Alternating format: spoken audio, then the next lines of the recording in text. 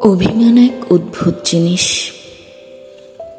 কেউ কেউ অভিমানের ভাষা বোঝে, আবার কেউ কেউ বুঝলেও এড়িয়ে যায় কিংবা বুঝতেই পারে না। অভিমানের কারণ খুঁজে সেই অভিমান ভাঙানোর ইচ্ছে ঠিক কজনের থাকে?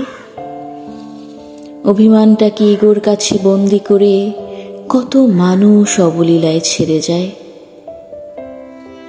অভিমান ভাঙানোর ক্ষমতা এবং ইচ্ছে দুটোই থাকা লাগে। সম্পর্কে অভিমান ব্যাপারটা ঠিক তখনই আসে যখন ভালোবাসা এবং সময় দেওয়াটা কমে যায়।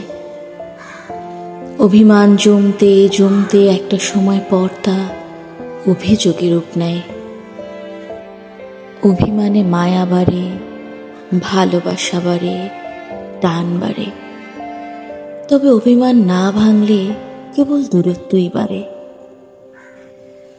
দূরত্ব বাড়তে বাড়তে এতটাই বিচ্ছিন্ন হয়ে যায় দুজন, যতটা দূরত্বে চলে গেলে আর কারো প্রতি হৃদয়ে বিন্দু মাত্র অনুভূতি থাকে না। সময় বদলায়, সেই সাথে অভিমানের রূপটাও পাল্টে যায়। যে মানুষ হৃদয়ে অভিমান পুষে রাখে, সেই তো নীরবে যন্ত্রণা সয়ে যায়।